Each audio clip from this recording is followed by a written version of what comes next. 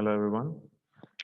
Today we are going to talk about hydraulic jump. We'll start our discussion on hydraulic jump. Basically, it is a form of rapidly varied flow. So let's start with the discussion. Now, in today's lecture, we are going to discuss about two things. First is what is the meaning of hydraulic jump, the concept of hydraulic jump, and what are the applications of hydraulic jump. So these two things we are going to discuss today. All right. So first things is the first point is the rapidly varied flow. Now,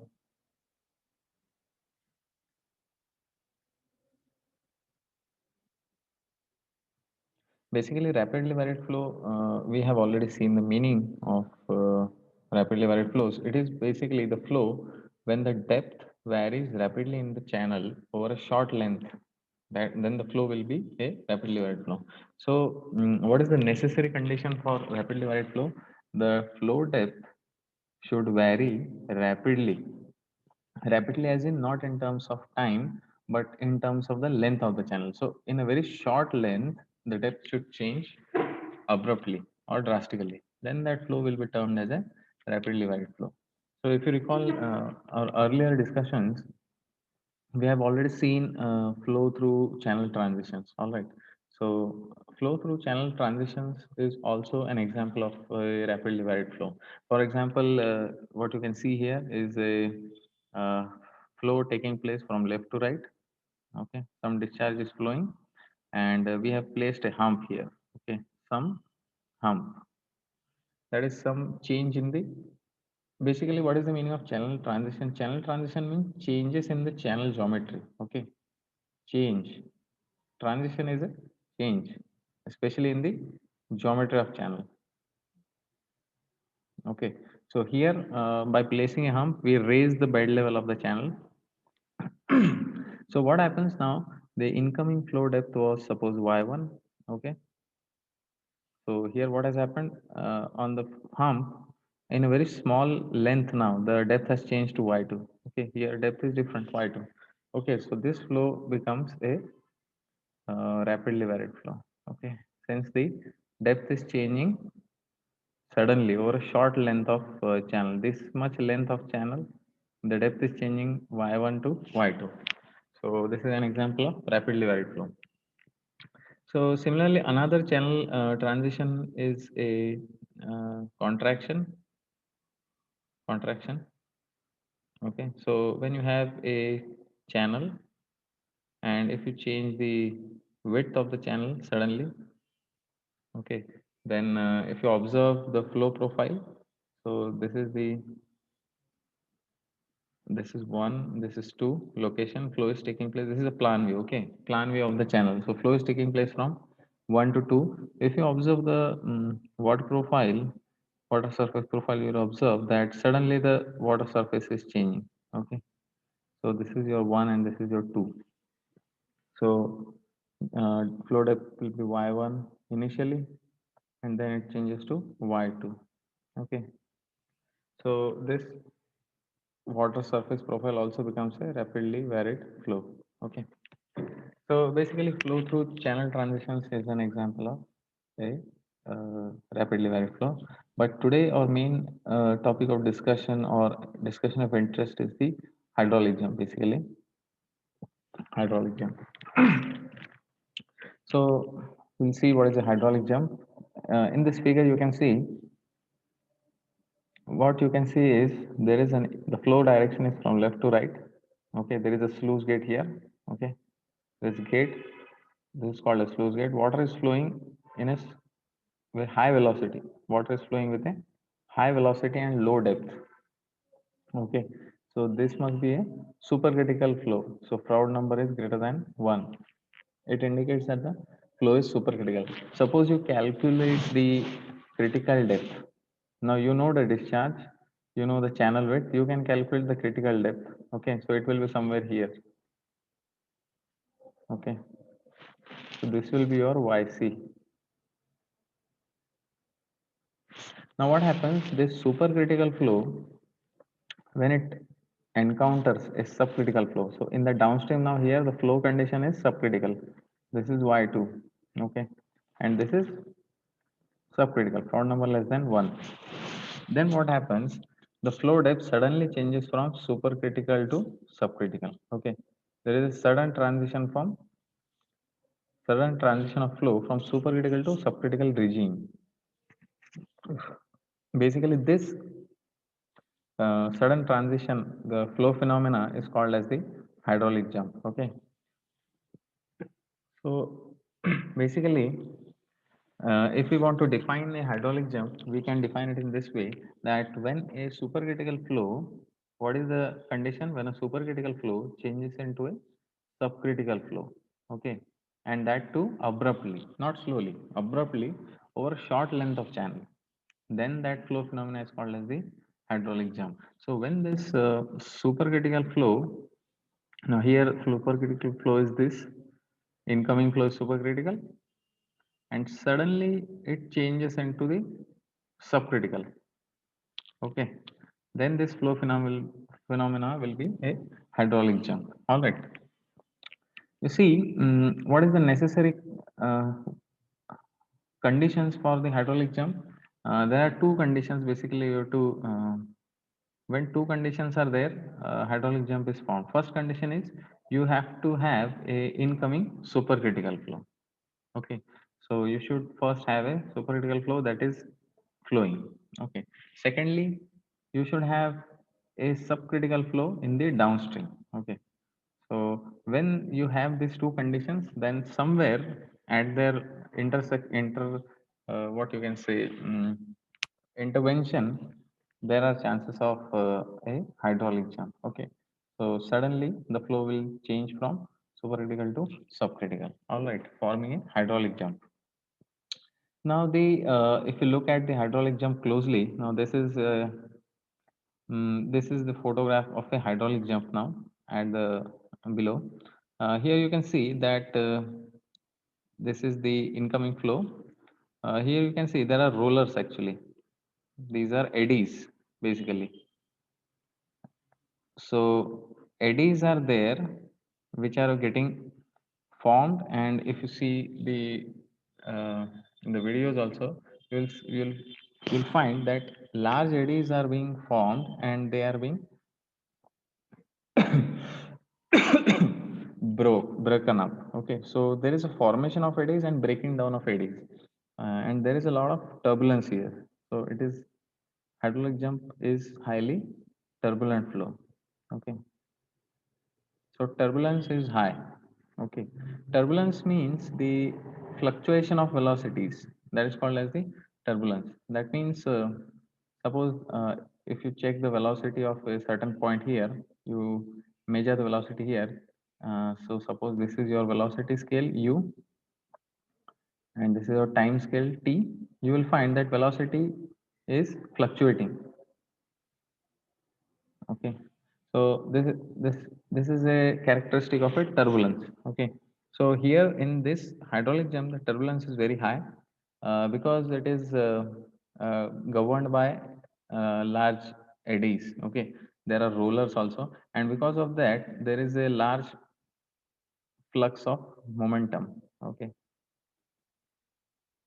so there is large transport of momentum along the depth of the flow. Okay, so higher momentum uh, fluid parcels will transfer into the zone of lower momentum fluid in this way. So momentum transfer is very high. Because of that, there is a high amount of energy dissipation. All right.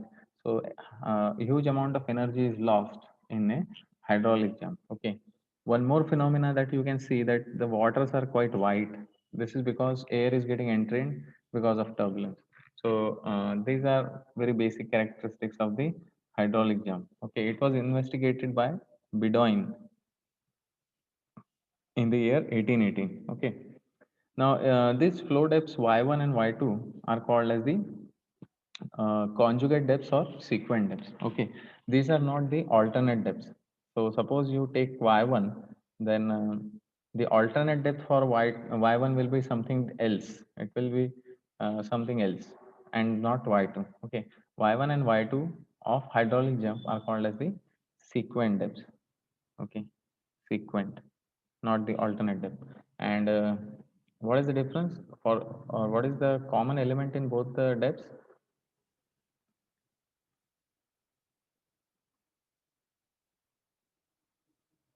Basically, if you calculate the specific force here, F1, and if you calculate the specific force here, F2, both F1 and F2 will be equal. Okay. We have already discussed what is the specific force. It is the A Z bar plus Q square by GA. Okay. This is the equation for specific force. So if we calculate specific force at location 1, that is initial condition or initial flow of hydraulic jump, and after the flow of after the hydraulic jump, both F1 and F2 will be same. All right. So but specific energies will not be same, because E1 if you calculate here and E2 if you calculate here, then E1 will be greater than E2, because there is a lot of uh, energy loss in a hydraulic jump. All right. Mm. We'll just see a quick video of a hydraulic jump that is formed naturally. Okay. So this is a formation of hydraulic jump in a natural river system. Okay.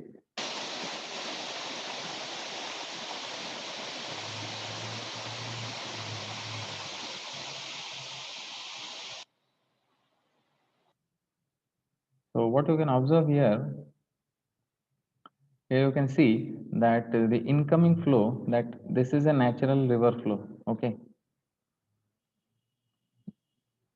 This is basically a tributary, a channel which is joining the main channel. The main channel is here. Okay. It must be flowing in suppose this direction. Okay. This is the main channel, and this is the tributary. Now, the tributary flow is a supercritical flow. Okay. And this supercritical flow is encountering a subcritical flow in the main channel. Okay. Here the flow is subcritical.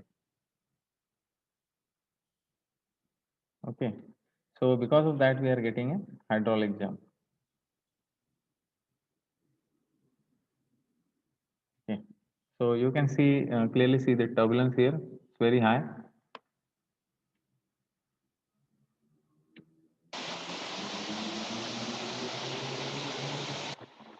Okay. Very high here.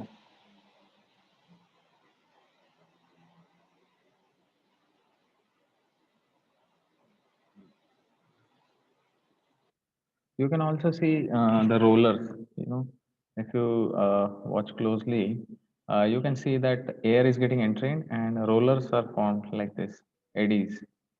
Okay, in this way, and that's why there is a lot of energy dissipation. Okay.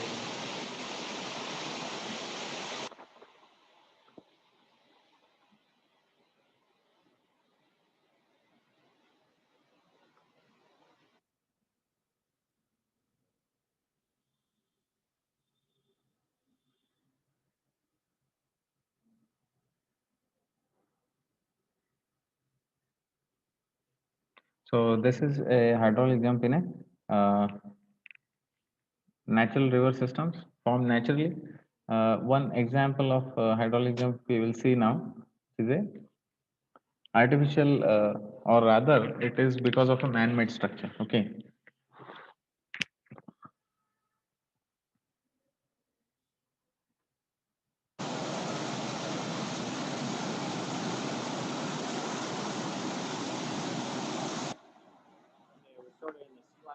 So now you can see.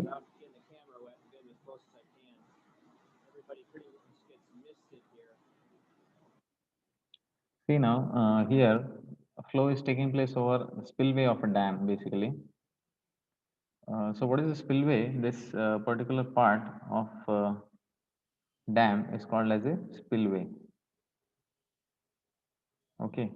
So spillway is a structure which is constructed to bypass the extra water coming into the dam. So now the dam is full now. It cannot take more water. So it will release water through a spillway. So here you can see an Ogi spillway and water is flowing from over the spillway. Okay. These are the spillways.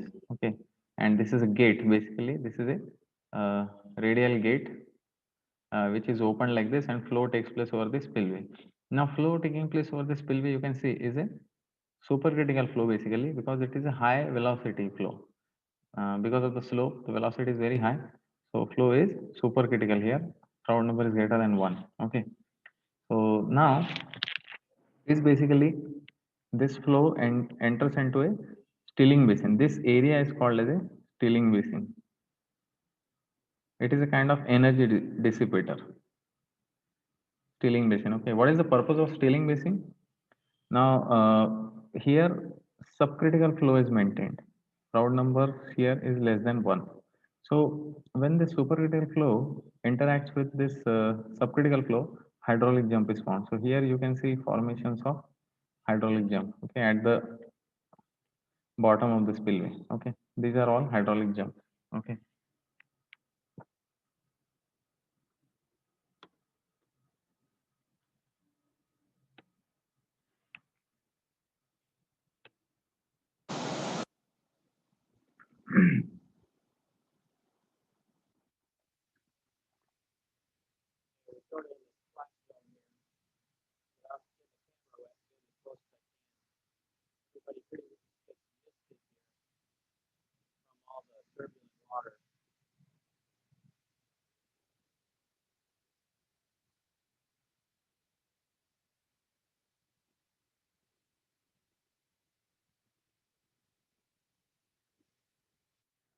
Now, here also we can see closely, if we see closely, we can see that the flow is highly supercritical.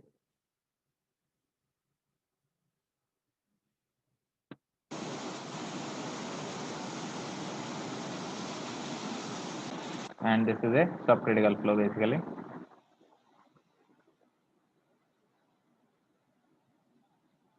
Okay. So now what is the purpose of creating a hydraulic jump and creating a stilling basin basically? Because suppose you let this flow go in the same way. All right. Suppose this supercritical flow entering the or leaving the dam from the spillway. Okay, suppose you do not construct anything here and let the flow go as it is. So incoming flow will be highly supercritical, so its velocity will be very high. Okay, so this high velocity flow can cause erosion of the, now this will be river bed, this is a river bed. Okay, so there will be erosion. Okay, erosion in the downstream of the dam. Okay, so to avoid the erosion in this area, in this river bed, we have to decrease the velocity of the flow. That's why we construct a stilling basin, so that the flow is converted into a subcritical flow, low velocity flow basically. So it will not damage the river bed. Okay, so this is the use of hydraulic jump in this case.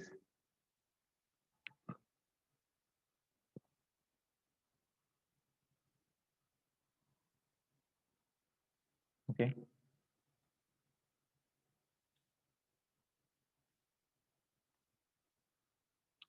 So here again you can see what we discussed right now. Uh, See, again now, there is another example of hydraulic jump where jump is formed because of a sluice gate. Okay, so this is a sluice gate, a gate which is opened from the channel bed. Okay, which opens from the channel bed, and now here you can see that incoming flow from this sluice gate is a supercritical flow. And then again at the downstream here, we have maintained subcritical flow conditions by placing some obstructions maybe like this. Okay. So subcritical flow conditions are maintained. So now this is suppose the critical depth YC. Okay. So incoming flow is encountering the downstream flow and we are getting a hydraulic jump again. So here also you can see some white waters, some turbulence. Okay. In this zone. Okay. So this is your hydraulic jump. Now see, what we saw earlier in the earlier video, the cross section of that dam is shown in this figure. So this is basically an auger spillway. Okay, this one. Okay. So now this flow takes place over this auger spillway. When flow is taking place, uh, the flow velocity is very high. Okay, this is a high velocity flow. Okay, so if we do not do anything about it in the downstream, it can just go like this. Okay, with very high velocity. Okay, and it will damage the river bed and it will cause erosion. Okay, so here you will get erosion if you don't do anything about it. So what we do is we construct a stilling basin here. So we construct a concrete apron kind of thing. Okay, we construct a concrete apron. Okay, and the apron is such that subcritical flow conditions are there in this apron. So water will come like this. Okay, and a hydraulic jump will be formed in the stilling basin. Okay, so energy will be dissipated. This is the main aim of the hydraulic jump when it is used as a energy dissipator. Okay, so a lot of energy is dissipated, and now this subcritical flow can be passed into the river without any damage to the river bed. Okay, so this is the major, basically what you can say, an application of the hydraulic jump. Now there are some other applications of hydraulic jump also, such as the first application is the one we discussed right now. It is used as a energy dissipator. Okay, it is used for energy dissipation downstream of a spillway. Okay, but there are other use also. uh,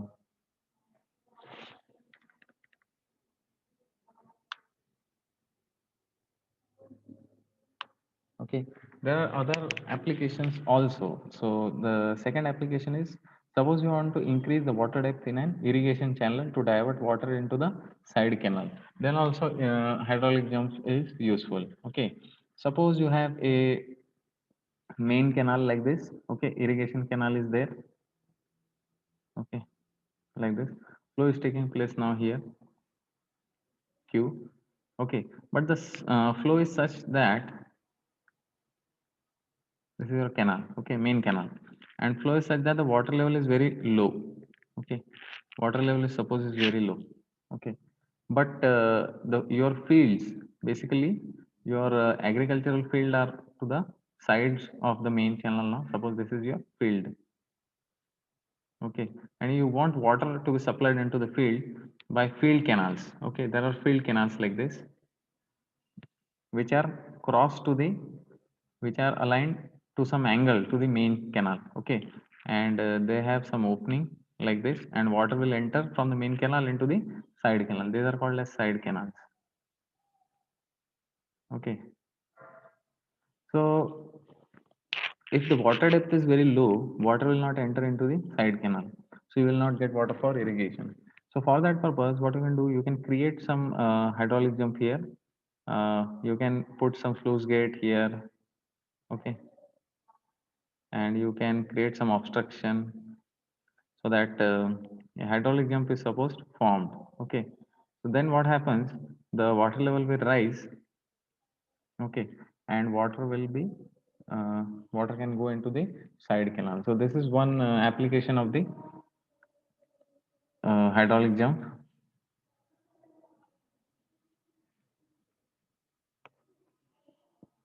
Now second, another use or application is to increase the water depth in the apron to counteract the uplift force.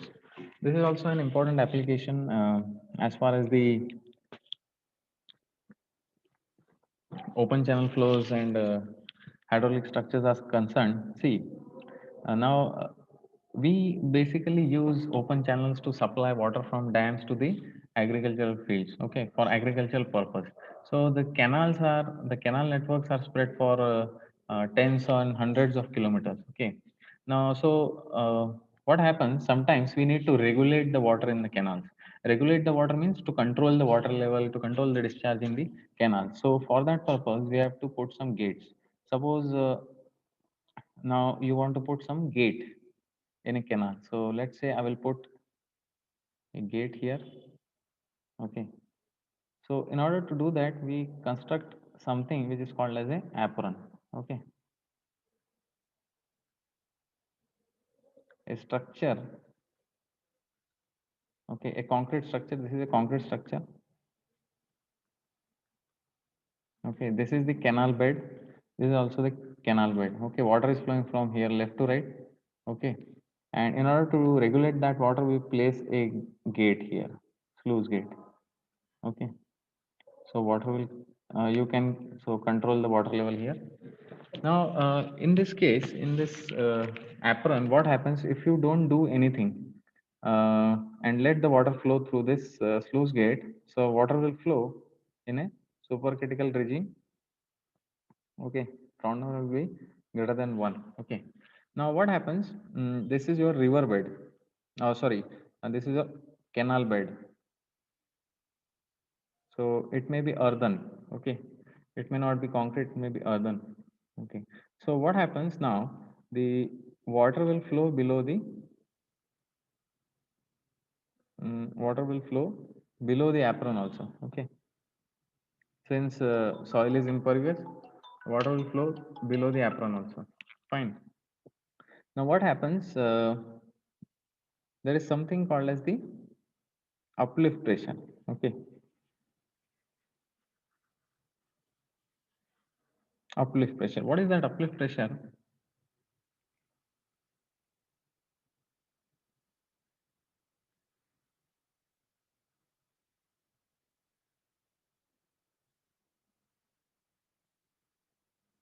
Basically what happens, the water that seeps below this apron, it will come in contact with the concrete structure and it will apply a seepage pressure. Okay. Everywhere. Okay. Seepage pressure, the seepage pressure, why it will apply? Because the groundwater flow is taking place under the hydraulic head. Now this is suppose y1, water depth is y1. Okay. So this is your water level, and water level at the downstream is suppose this much. Okay. So this much is your hydraulic head. Okay. So as you have seen in geotechnical engineering, that if you have a hydraulic head, then water flow, a porous flow through porous media will take place below this apron, and because it will come in contact with this structure, that seepage water will exert some pressure also. Okay, that is called as the seepage pressure. And that seepage pressure diagram, if you draw, it will be something like this. Okay, so this is just, okay, this is the magnitude of seepage pressure here and at this point also. So it will exert that pressure here. Now at the upstream, if you see, this pressure is balanced by the hydrostatic pressure of water above it.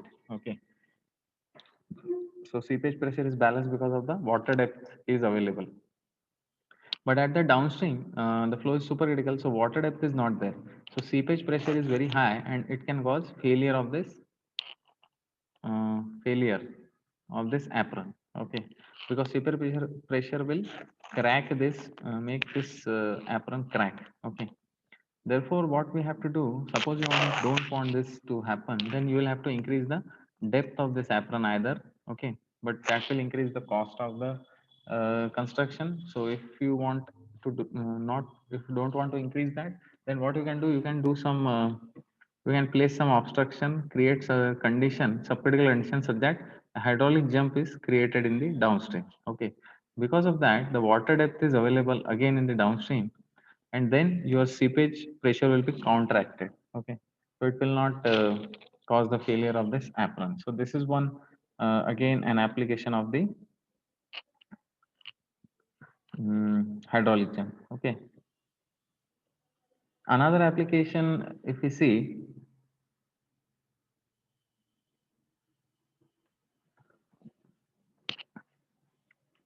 if you see the next application, that is the mixing of chemicals. Okay, so mixing of chemicals means, many times what we do, we supply water for the irrigation purposes through the open channel canal network. Okay. Now what happens? The the water may not be right for the use for agriculture. Okay. The quality of water may not be uh, suitable so that it can be supplied for agriculture use. Okay. For that purpose, what we need is we need to add some or mix some chemicals, etc., chlorinate, do some chlorination, etc., to the water which is flowing in the open channel, okay, in the canals. So this is the water flowing in the canals, and we want to mix some chemicals in that. And so how we can do that in a efficient way is, suppose you directly insert a chemical here when the flow is taking place. The chemical concentration will not be exactly same because mixing will not be efficient. Okay. So if water is flowing like this, so chemical will not be mixed. It will flow, but mixing will not be very good. Okay. So concentration of these chemicals will be different. Okay. Concentrations will be different. So if you want a better mixing, then what you can do is you can mix the chemical in a hydraulic jump. Okay. So suppose this is a canal.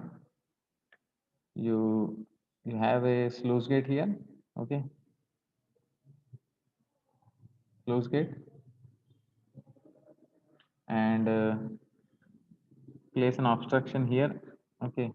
To create subcritical conditions here. So water is flowing in a supercritical, from supercritical to subcritical. So hydraulic jump will be formed. Okay. So in this hydraulic jump, you can put your chemical. Okay. You can put your chemical exactly in the hydraulic jump, because hydraulic jump is a high turbulence flow. Okay. High turbulence. Basically, one important characteristic of turbulence is mixing. Okay. Mixing. So whenever there is a highly turbulent flow, then there will be a uh, good amount of mixing of fluid. Okay. Because there is motion of fluid particles across the streams also. Okay. Very good motion of particles across the layers. That's why mixing is very good. So your chemical will be mixed in a better way, and you can achieve uniform concentrations of the chemical uh, in your agricultural supply water. Okay. So that is one example, that is one application. Similarly, one last application is also there, that is the aeration of water in the water distribution systems. Okay. So we know that the hydraulic jump, whenever a hydraulic jump is formed, air is entrained inside the hydraulic jump. Air entrainment is good. Okay. So because of the air entrainment, sometimes what we want is, when we want to treat our drinking water, etc. So suppose you have a drinking water plant and you want to increase the dissolved oxygen, suppose dissolved oxygen levels of that water. What you can do is, in that water that you have in your water distribution plant, if it is flowing in an open channel, you can create a hydraulic jump. Okay. So just by creating a hydraulic jump, just by creating conditions for hydraulic jump. Okay.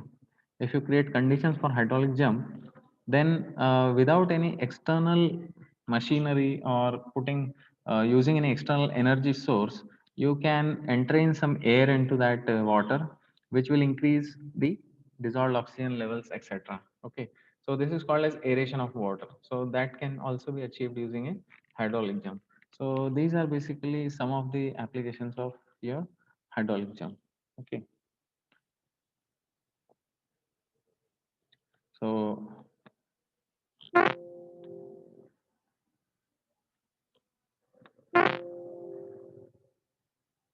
basically, next time we'll see the equations of hydraulic jump, and also the mm, equations for equations for hydraulic jump also, and equations for energy dissipation also. Okay. So this is it for today. Thanks. Thank you very much.